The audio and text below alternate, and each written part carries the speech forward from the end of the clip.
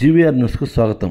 తూర్పుగోదావరి జిల్లా కొవ్వూరు మండలం చిడిపి గ్రామంలో రజకుల సంఘ బహిష్కరణ వార్తల నేపథ్యంలో అధికార యంత్రాంగం కదిలారు. కొవ్వూరు ఆర్డీఓ రాణి సుస్మిత, డీఎస్పీ దేవకుమార్ ఆధ్వర్యంలో పోలీస్ రెవెన్యూ బృందం చిడిపి గ్రామంలో శనివారం పర్యటించారు. రజకులు గౌడ కులస్తుల మధ్య ఏర్పడిన వివాదాన్ని, సంఘ బహిష్కరణగా జరుగుతున్న ప్రచారాన్ని వారు ఖండించారు.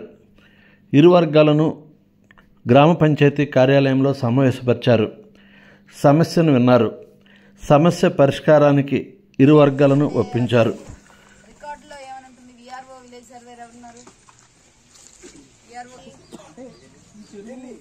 అయిపోయిన తర్వాత మేము తీర్మానం పెట్టుకుంటాం మేడం. బోర్డులో తీర్మానం పెట్టుకుంటాం. తర్వాత అప్సెట్ ప్రైస్ వేస్తాం మేడం. డిఎస్పీ గారు అప్సెట్ ప్రైస్ వేస్తారు. తర్వాత ఈ కమ్యూనిటీ వాళ్ళు ఎవరైతే ఉన్నారో వాళ్ళు వస్తారు మేడం. వాళ్ళకి మేము ఆ చెరువు అంతైతే అప్సెట్ ప్రైస్ ఉందో దానికి ఇస్తాం.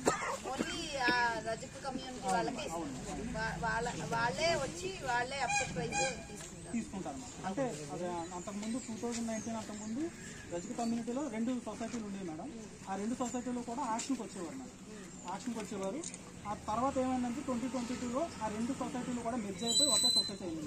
అప్పుడు ఇంకా డిఫాల్ట్ ఇంకా వాళ్ళకి ఒక 10-15 మెంబర్స్ ఉంటారు. 2022లోనే పెట్టుకున్నారు. 23లో పెట్టారు. మన ఈ అదర్ కమ్యూనిటీ వేసిన డబ్ల్యూపీ ఇంకా స్టిల్ రన్నింగ్ కదా. 24లో చాలా పత్రికల్లో వచ్చిన కుల బహిష్కరణ చిడిపి గ్రామంలో కొవ్వూరు మండలంలో అనే చెప్పే న్యూస్ గురించి అవాస్తవాలు కనుక్కోవడానికి ఊరిలోకి వెళ్ళడం జరిగింది. ఊరి వారి అందరినీ ఎంక్వైరీ చేయడం జరిగింది. ముఖ్యంగా కుల బహిష్కరణ అని చెప్పి చాలా న్యూస్లో హైలైట్ చేశారు. అటువంటిది ఏమీ జరిగి ఉండలేదు.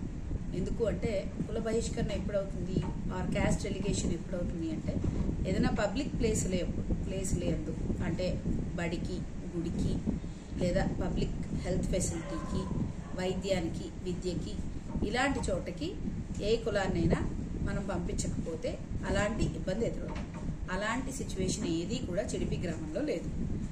కానీ ఏంటి అంటే రజకులకి అలాగే గౌడులకి మధ్యన ఏమైంది అంటే ఒక పర్సనల్ ఫ్యామిలీ ఇష్యూస్ వల్ల వాళ్ళ ఇంట్లో జరిగే పర్సనల్ ఫంక్షన్స్కి వీళ్ళని పిలవలేదు, అలాగే వీళ్ళ ఇంట్లో జరిగే పర్సనల్ ఫంక్షన్స్కి వాళ్ళని పిలవలేదు. అదే ఇష్యూ వాళ్ళు చర్చించుకోవడం జరిగింది. అలాగే ఈరోజు ఎంతో సామరస్యంగా ఉదయం నుంచి కూర్చుని చాలా చక్కగా సాయంత్రం లోపు ఆ ఇష్యూని వీళ్ళు రిజాల్వ్ చేయడం కూడా జరిగింది. సో ఇది 2013 నుంచి రజకులు చెరువు దగ్గర ఏంటి అంటే ఒక రజకులు చెరువు మేము ఎలాగో పాడుకుంటున్నాము, మేము లీజుకు తీసుకుంటున్నాము, ప్రతి 3 ఏళ్లకి లీజ్ రివ్యూ చేసుకుంటున్నాము అని ఒక ఎంటైర్ కంటెన్షన్తో రజకులందరూ కూడా ఏంటి అంటే ఒక డబ్ల్యూపీ వేయడం జరిగింది. ఆ చెరువు గట్టు ఏదైతే ఉందో అది మాకే చెందుతుంది అని ఒక కంటెన్షన్ వేయడం జరిగింది. బట్ అది సామరస్యంగా 2 కులస్తులు కూడా చెరి సగం వాడుకోవడానికి ఒప్పందం కుదుర్చుకుంటున్నారు. సో అదేమి ఏంటి అంటే దాంట్లోనే ఎంక్రోచ్మెంట్లన్నీ కూడా అఫీషియల్గా తొలగించడం జరిగింది. సాధారణంగా సాయం సంధ్య వేళలో వచ్చి కూర్చోవడానికి మాత్రమే వాడడానికి, అలాగే ఎంతో సామరస్యంగా ఊర్లో ప్రజలందరూ ఉండడానికి కూడా సంధి కుదుర్చుకుంటున్నారు. అండ్ ఈ సమస్య ఏదైతే ఉందో కుల బహిష్కరణ అనేది మటుకు చిడిపిలో లేదు అని తెలియజేస్తాం. Thank you. ఈ చిడిపి గ్రామంలో కుల బహిష్కరణ అనే విషయం మీద మేము కూడా పోలీసు వైపు నుంచి ఎంక్వైరీ చేయటం అయింది. కుల బహిష్కరణ అనేది పూర్తిగా అవాస్తవం.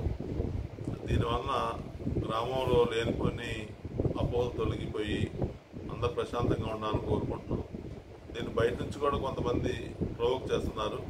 అట్టంటూ కూడా మా విన్నపం ఏంటంటే ఇక్కడ అటువంటి విషయం ఏమీ లేదు, అందరూ కలిసిమెలిసి ఉంటున్నారు.